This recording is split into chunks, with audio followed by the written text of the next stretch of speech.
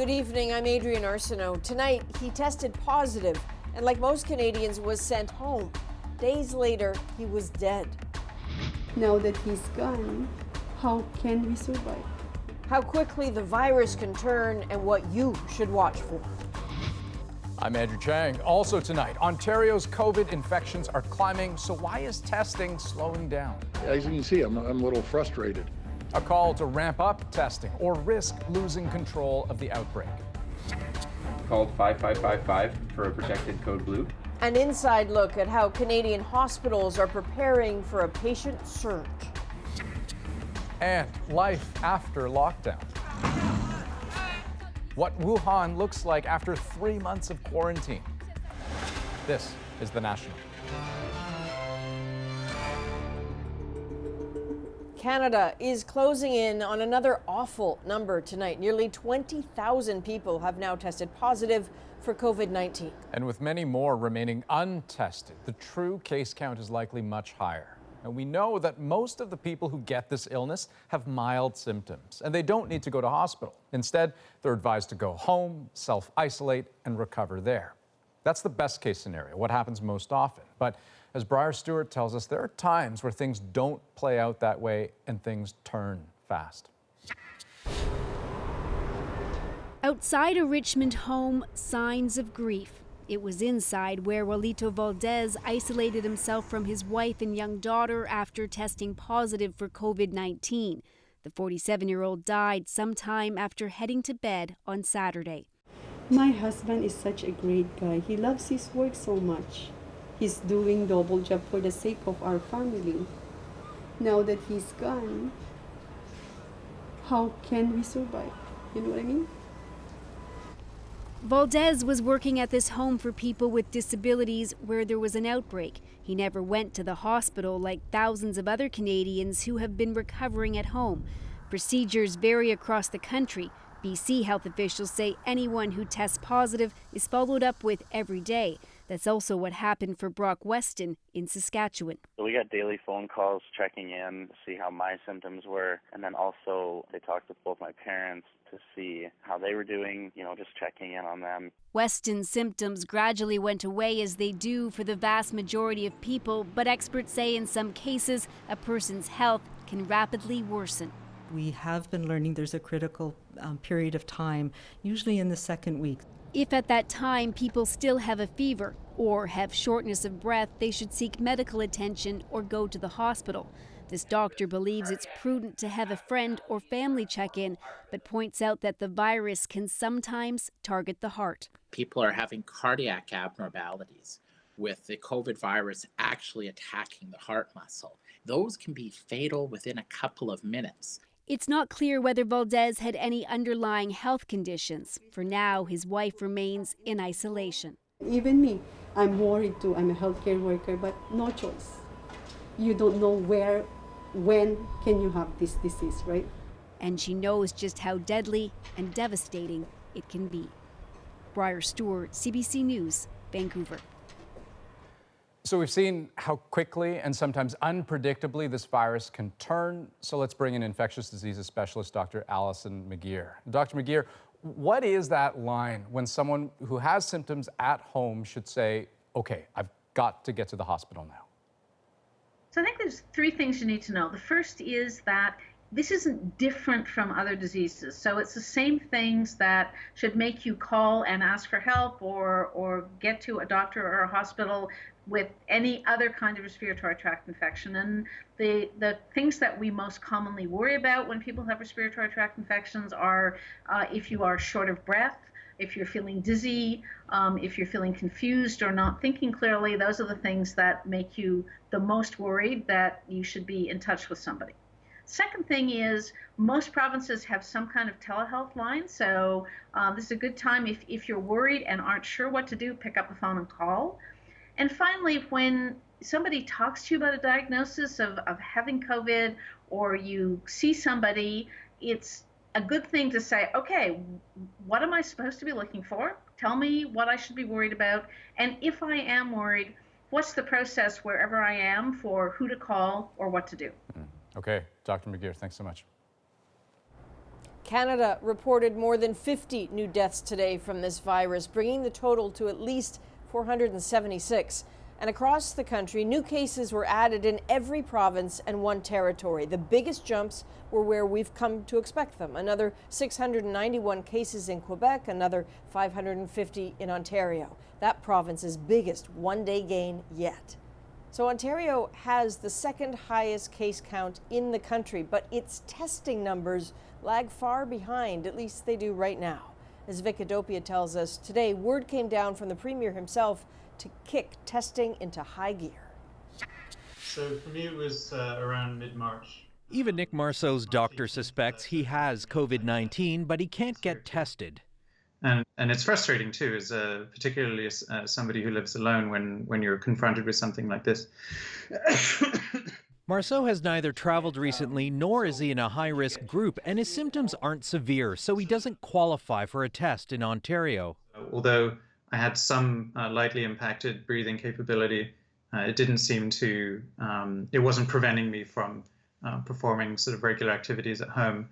So it was judged that, it was a watch and wait situation. When it comes to the rate of testing for COVID-19 compared to other provinces, Ontario is far behind. As you can see, I'm a little frustrated. After struggling to build testing capacity for weeks, Ontario's now getting help from hospitals and private labs, but most of that extra capacity still isn't being used. 3,000 tests or a little over 3,000 tests are totally unacceptable. We have the capabilities of 13,000 tests a day, and there's no more excuses why we shouldn't be getting 13,000 a day. That's going to be our goal. After orders from the Premier, health officials acknowledged the rules in Ontario should be relaxed. Expand the criteria and, encourage clinicians to test people if they are concerned that the person has symptoms that may be indicative of COVID-19. Experts point out testing isn't just about identifying patients and their contacts, but understanding the spread of the coronavirus, which hasn't slowed down in Ontario. We can't fight an enemy we can't see. We can't manage an epidemic if we don't know its dimensions. We don't know where it is. For Ontario, a renewed promise to find that enemy. It's all hands on deck right now. And test, and don't stop testing. Vicadopia, CBC News, Toronto.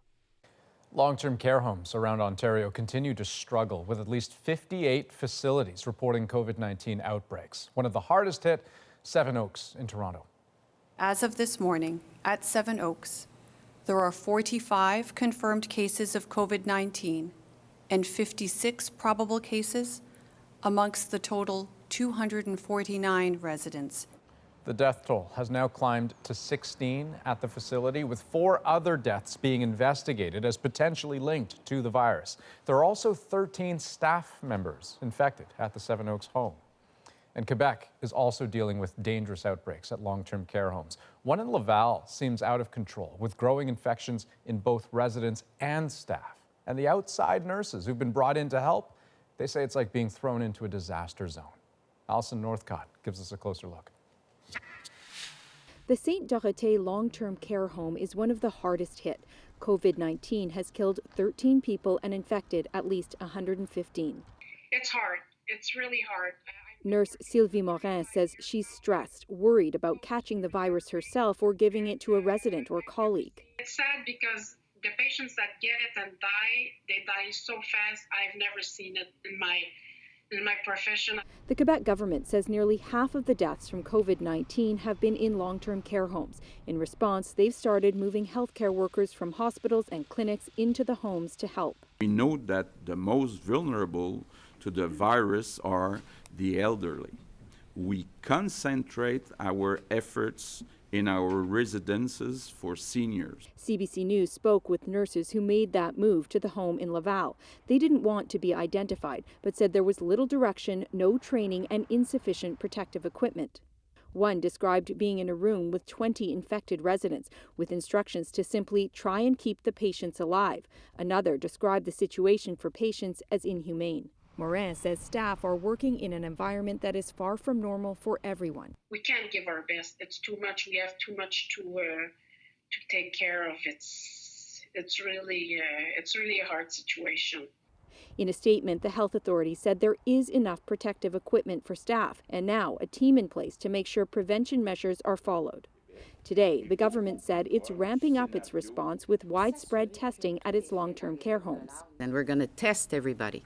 We're going to test the seniors, we're going to test the staff to make sure we know exactly where people have the COVID-19. The sirens blaring here this afternoon were a show of solidarity from police and firefighters. We're not giving up. We try to encourage ourselves. For those inside this home struggling to contain the virus. Alison Northcott, CBC News, Montreal. Federal programs are really being put to the test as the Prime Minister returned to Parliament Hill today. Justin Trudeau arrived at the West Block to attend his first in-person cabinet meeting in several weeks. He'd been self-isolating since mid-March when his wife tested positive for COVID-19. Sophie Gregoire Trudeau said late last month she had recovered. But Canada's economic recovery remains in the distant future. Today, ministers set out to show they're doing what's required to pump money where it's needed. David Cochrane has the latest on a program in progress meant to keep workers on the job. It's the biggest relief program in Canadian history, and it's being changed on the fly. We want to make these emergency measures as effective and inclusive as we can, so we're listening and making adjustments along the way. The latest adjustments include making it easier for businesses and charities to show their monthly revenue had dropped at least 30% and requiring just a 15% drop for March because shutdowns came mid-month. For those companies that said this wouldn't quite fit me, we make sure that it fits them. A better fit and a better deal. And in order to make it simpler and cost-effective for employers to rehire workers, the government is proposing to refund employer contributions to employment insurance, the Canada Pension Plan, the Quebec Parental Insurance Plan, and the Quebec Pension Plan as well. Already, Air Canada is buying into the program, using it to rehire 16,500 employees it laid off less than 2 weeks ago. That was the exact intent of the wage subsidy. It's designed to make sure people have income. The wage subsidy will also apply to Canada's energy sector, flattened by COVID-19 and a price war between Russia and Saudi Arabia. This still needs parliamentary approval, and the Liberals are still negotiating the final version with the opposition parties. But the promise is to tweak and tweak again to help as many companies as possible. The absolute objective is to make sure that we have all the tools that we need to prevent that recession from becoming a depression. The government also wants to guard against fraud. A company that gets a subsidy it didn't need will have to pay it back. But anyone who tries to rip off the program will face stiff financial penalties and up to 5 years in jail. David Cochrane, CBC News, Ottawa. Monthly payments of $2,000 have started rolling out to workers who've lost their income to the pandemic. In fact, some who signed up for direct deposit have been paid twice. It's not a mistake. The Canada Emergency Response Benefit is retroactive to March 15th, so the first $2,000 covers you until April 11th. If you've also received your second payment, remember it has to last until May the 9th. Everyone needs to manage his or her budget on the understanding that it's $2,000 per month, regardless of when that $2,000 is actually deposited. The government has tried to spread out applicants according to month of birth. Tomorrow is for people born in October through December. So money is flowing for some, but many students don't qualify for that benefit, and their outlook for summer jobs might be pretty bleak. Today, the government did announce a way to shore up their prospects. Here's Cameron McIntosh with how it might help. Even on a snowy spring day, Alex Squire is thinking of summer. She had a gig lined up, which she hoped would lead to full-time work. With the uncertainty now, it's pretty much vanished. A full-time architecture student, soon to graduate, she's looking for anything that will pay the bills. So I think that's the concern, is that there won't be any jobs for students. Today, the Prime Minister promised changes to the Canada Summer Jobs Program. We will now give CSJ employers a subsidy of up to 100% to cover the costs of hiring students. Trudeau says it will fund 70,000 jobs for students aged 15 to 30 and let employers keep students beyond summer. It opens up the opportunity for more employers. Lily Lumsden helps place students with employers. She says this can benefit both essential services now and businesses that reopen later. The students will be able to have employment, but also those employers will also be able to have some support and being able to extend those placements. But right now, many students who are in school full-time won't qualify for the Canada Emergency Response Benefit because they didn't work while in school. I think that this is a piecemeal measure and that it's not going to adequately address the dire financial situation that students and recent graduates are in right now. That's what makes finding work so urgent for Squire. She worries about ultimately graduating into a stagnant economy. Even if I make it through sort of like financially in the next couple of months, like what happens after that? Now, with only 70,000 positions funded, there are up to 2 million students looking for work this summer in Canada. Competition for the jobs that are out there will be stiff. Cameron McIntosh, CBC News, Winnipeg. Now, many of you have been telling us how concerned you are about your money. So once again tonight, we'll be devoting part of our program to that very subject. The financial experts will answer your questions in about 15 minutes. British Columbia is ramping up enforcement of quarantine orders for travelers returning to the province. Anyone entering the province must now have a written plan detailing how they will self-isolate for 14 days. That plan must be approved by BC officials, and if there is not a self-isolation plan, a quarantine site will be prepared and made available to those individuals until they can get themselves together. Premier John Horgan says the new requirement is effective immediately, but starting Friday, provincial officials will be in place at Vancouver International Airport and the border crossings just to make sure plans are completed. Officials are really concerned about the number of Canadians arriving home from abroad and on those repatriation flights. Some 30 healthcare workers at Cape Breton Regional Hospital are in isolation tonight after having had contact with a patient who initially tested negative but was later found to be infected with COVID-19. COVID precautions need to be maintained around that individual, even if an initial test may come back negative. The province says it is considering ways to bring staff back from isolation earlier than the recommended 14 days. At this point in time, we just don't have enough data that's going to tell us exactly when we're going to see that peak, but it's important for everybody to understand the more you flatten the curve, the longer we stretch this out, and that's intentional. Saskatchewan's health authority says it is way too early to tell when the pandemic will peak in the province, but modeling released today shows officials are planning for between 3,000 to 8,000 deaths and approximately 20 to 200 daily intensive care admissions. The province saw 11 new cases today for a total of 271. People who've recovered from COVID-19 may be key to helping those who are still sick. As Christine Birak explains, there's a Canadian-led study looking at whether their antibodies could be the antidote. Oh my God! After weeks in isolation, this was the moment Diana Barrett was waiting for. I finally got a negative for the virus, positive for the antibodies, and I will be going to donate my plasma. Plasma is the yellow liquid part of your blood that contains antibodies. When a virus gets inside the body, the immune system starts building antibodies to attack the infection. Doctors worldwide are asking if plasma from patients who've recovered from COVID-19 can help heal those who are still infected. It's an old treatment that's been tried during other pandemics dating back to 1918. The anecdotal data coming from China is promising. The history of the use of this product in some circumstances is promising. This Chinese study saw positive results, but there were only 5 patients. To get answers, Canadian scientists will be leading the world's largest clinical trial.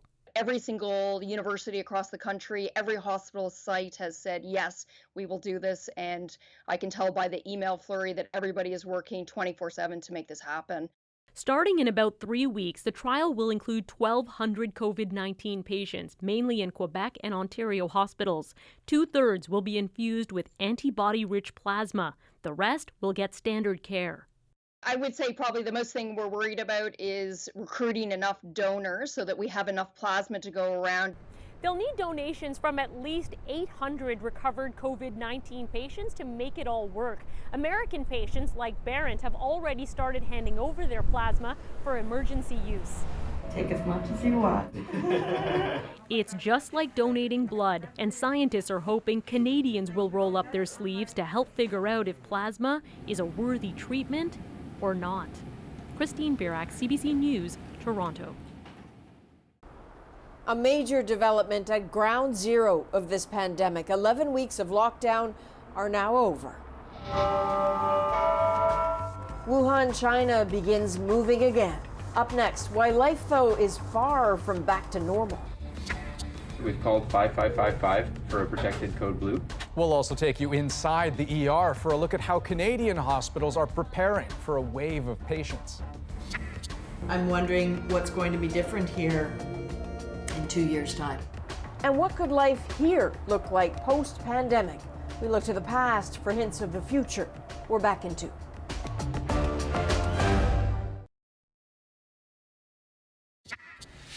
Welcome back. COVID-19 has crossed another threshold in this pandemic. Across the globe, there are now more than 1.5 million confirmed infections, nearly a third of them in the United States. As for deaths, U.S. numbers are in the same range as Spain, Italy, and now France. Those hardest hit countries losing more than 10,000 people each. And the country that once carried the burden of the most illnesses and deaths, China, now has the most recovered cases, over 77,000. So there is some hope in those case numbers and in the Chinese city of Wuhan, too. As Sasha Petrusik tells us, the lockdown that's been in effect there since the end of January has finally been lifted. Exactly 11 weeks after Wuhan was locked down, its roads and rails opened up.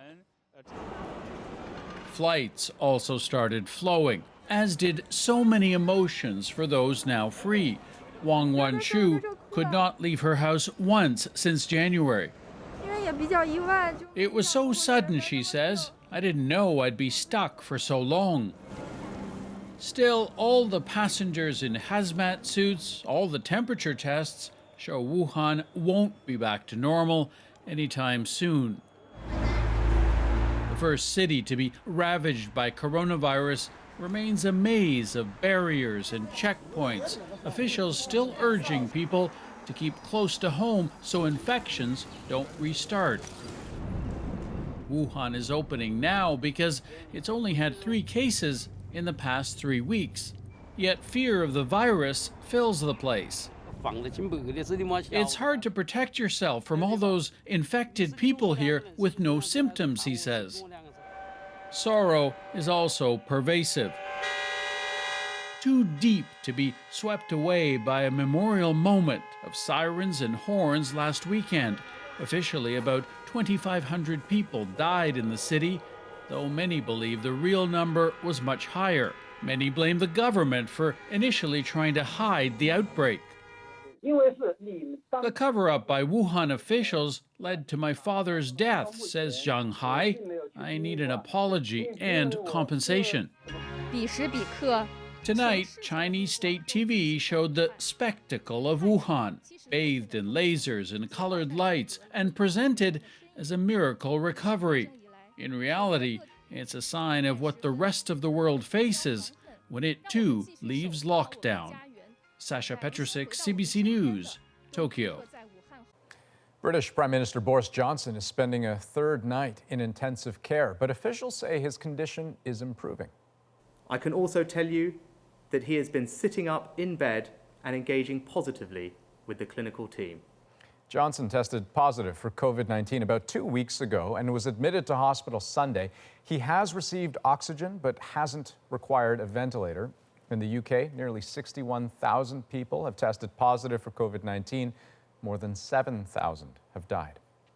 Now, pandemic or no pandemic, the U.S. presidential election carries on, but now without Bernie Sanders. He dropped out today, leaving Joe Biden clear to take on Donald Trump.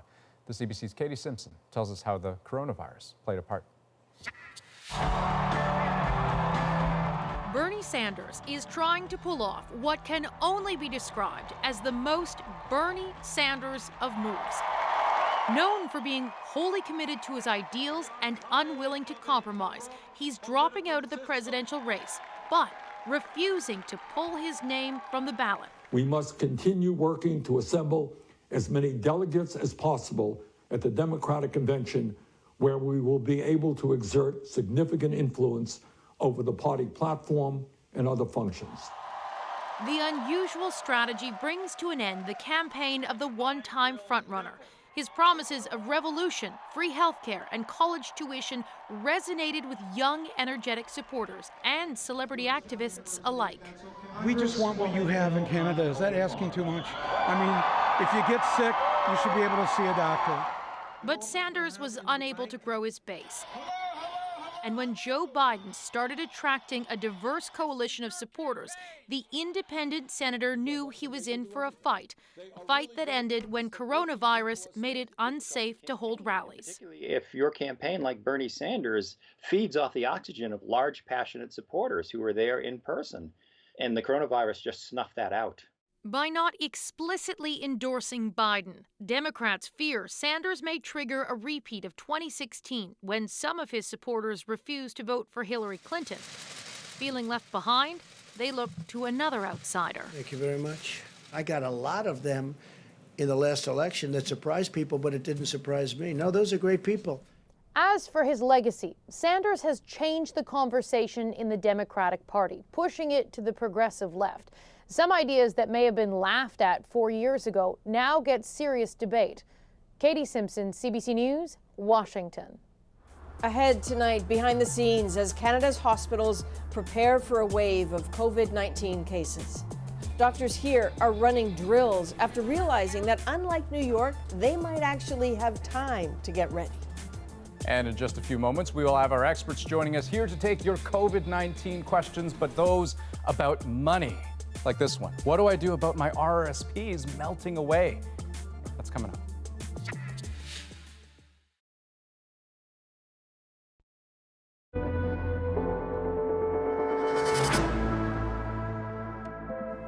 Hey, welcome back. It is that time in the program where we answer your COVID-19 questions, and tonight, they're financial ones. Lots of Canadians now struggling to make ends meet, and they have questions about where and what help is available. So, two personal finance experts joining us. We have Leslie Ann Scorgie and Carrie Taylor. Hello to the two of you. Thanks for joining us. Carrie, you're going to start us off, and here's the first question going to you. I've been hit with reduced hours, so I'm still technically employed, but not making enough to live. What supports are there for me? That's a great question, and there's a known gap. Not all Canadians qualify for the Canadian Emergency Response Benefit.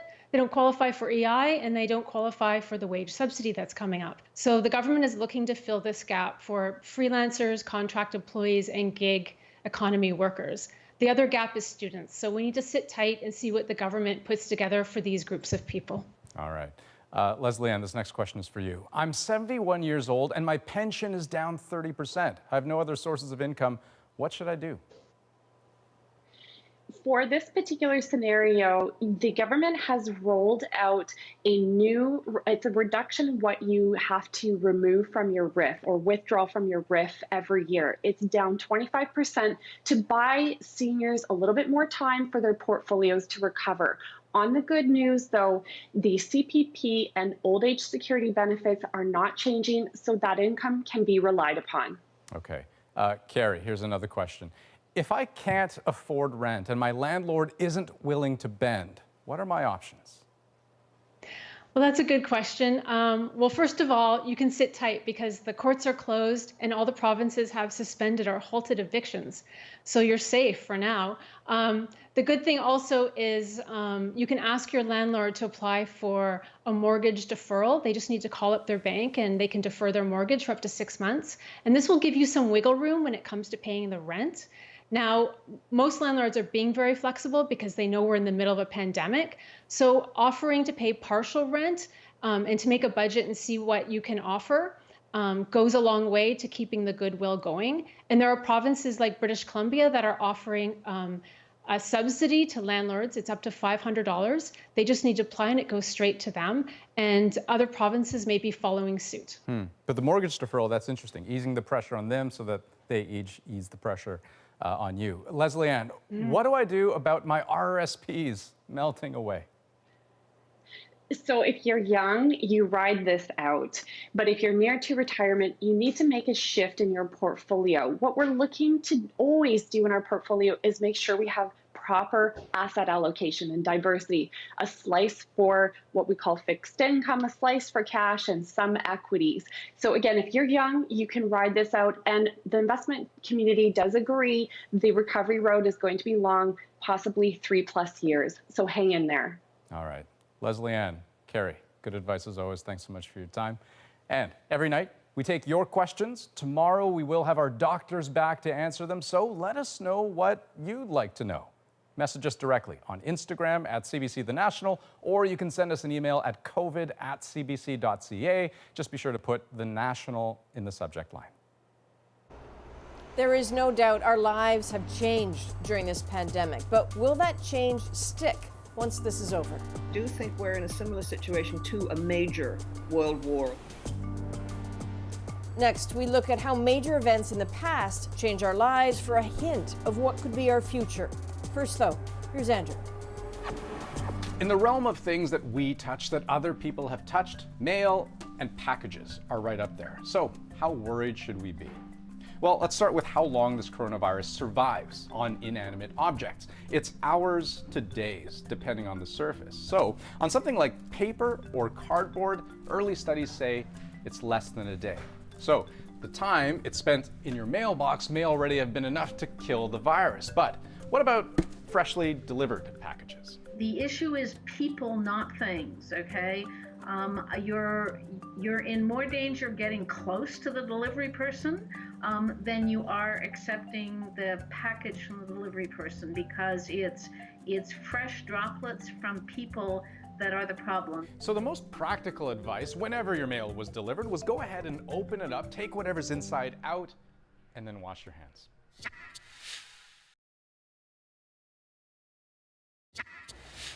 Welcome back. It's no understatement to say COVID-19 has changed the world. This era will likely make a pretty thick chapter in a history book one day. Being right in the middle of it, it's a little hard to say how that chapter will read, but let's try by comparing this crisis with ones of the past and how those major upheavals changed who we are and how we live. As people, as cities, as countries, we can sometimes find ourselves measuring life in the days before and after something serious has changed us. This is one of those moments, and hardly the first. I don't like the language of war, but I do think we're in a similar situation to a major world war. Canada's Margaret McMillan, the historian, says this country's experiences with world wars always led to more intrusive government, and that will likely happen now too. We have to get all the resources of society that we can. We have to get people working together. Government has to intervene in ways that it wouldn't normally do. The incredible news was rushed to the soldiers in the front line. The war was over. And temporary measures can sometimes last. Consider the income tax you pay now. It was brought in after the First World War to subsidize the effort and was supposed to be short-lived. It never went away. The demands of war in Canada and in Britain meant that governments began to have to squeeze resources out of societies, and they found, to their rather pleasant surprise, I think, they could squeeze a lot more out than they ever thought they could. It actually became something that governments came to rely on. New taxation and regulation may be coming now too, along with changes in our sense of freedom. Think about life after 9/11. Within weeks, scared Western populations accepted restrictions on freedoms in the name of safety, including strict screenings at airports, which are just routine now. And I think it may well happen with the current epidemic that we might be prepared to have monitoring on our phones, to have our temperatures taken more often if it's going to defeat the virus. You know you've changed when a suggestion like that doesn't sound as preposterous as it might have just weeks ago. And what do you make of this scene? A physically distanced meeting in the park. Normal now, right? What may suddenly look strange and unsafe in the era of COVID is how narrow city sidewalks appear. Will they one day be widened because of this? I'm wondering what's going to be different here in 2 years' time. We're going to have to start to have a more nuanced discussion about density. What kinds of densities are possibly detrimental in pandemics. Sarah Jensen-Carr studies how diseases alter our environments. Watch, she says, for a boost in parks after this, much the way Central Park in New York was developed, designed by an architect who once worked for public health.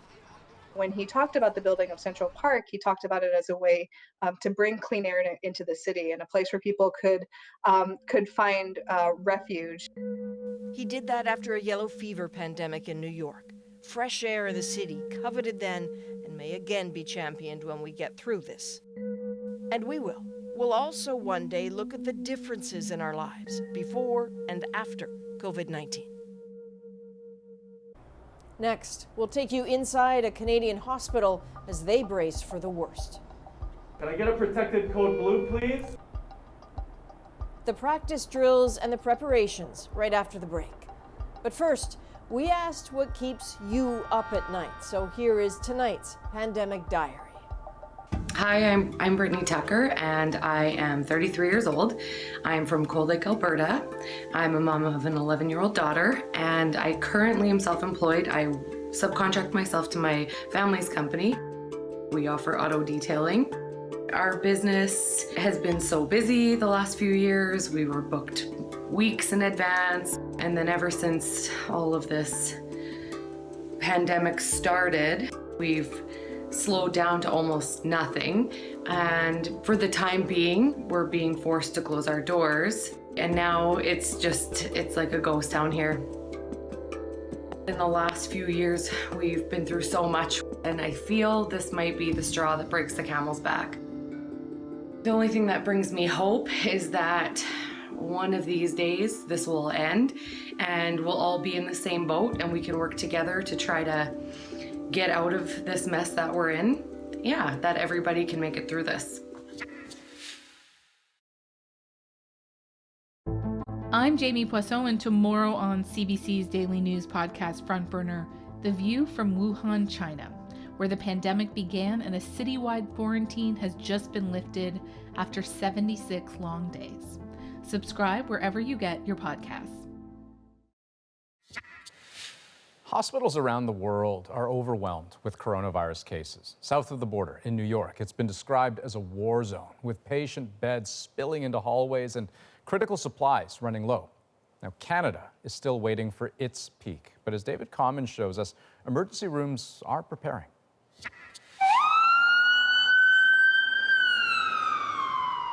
In a downtown Toronto emergency department, staff are at the ready. Michelle has notified the team leader. We've called 5555 for a protected code blue. Inside Mount Sinai Hospital, they're practicing what's known as a protected code blue. Does everyone have their gowns? Yeah. Dr. Catherine Varner leads the response.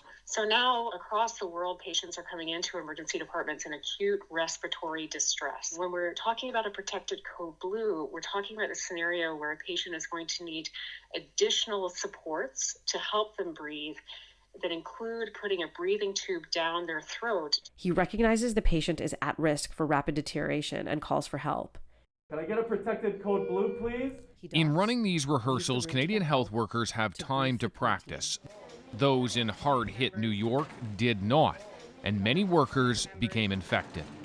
What's happening here at Toronto's Mount Sinai is actually being repeated in hospitals right across the country, big and small, as healthcare workers inside try to get ready for the wave they know is coming. So what's everyone going to be wearing now? So we're going to do a 95, we're going to do a face shield, we're going to do a gown. When doing this on a real COVID patient, they use even more protective gear, but with it in short supply, they're using practice gear.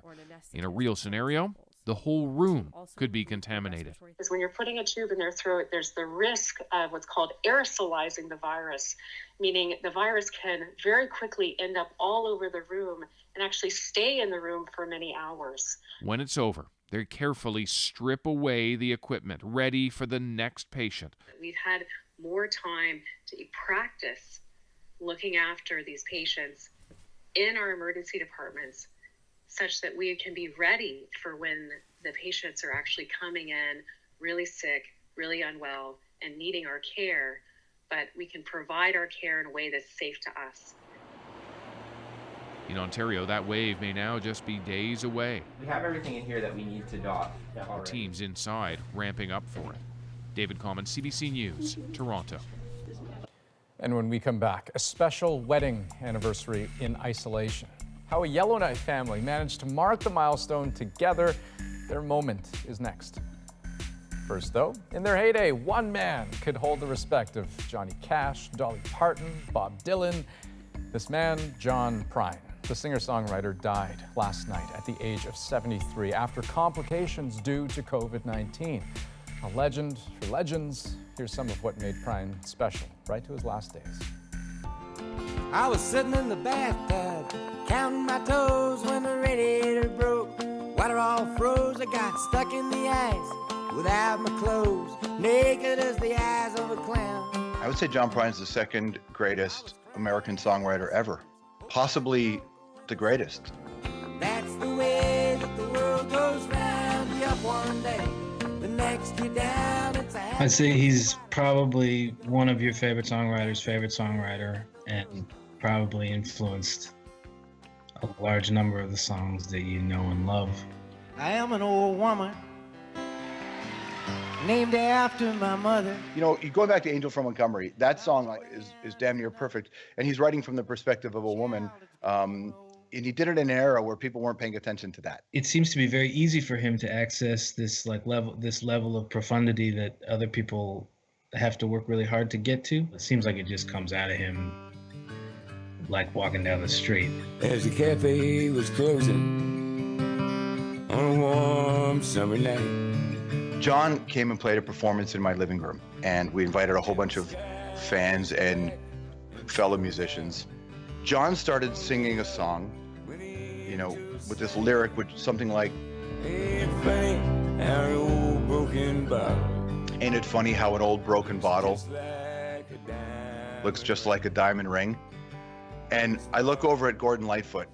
Gordon Lightfoot's got this tear coming down his face.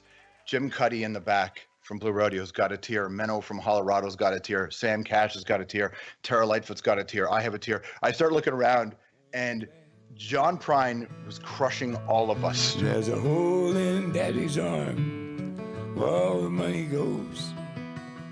Prine's like a secret to a lot of people, where if you're into John Prine, you're really into John Prine.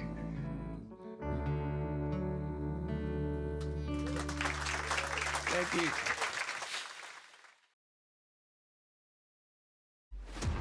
For the latest coronavirus pandemic updates, breaking news, and top stories, download the CBC News app now.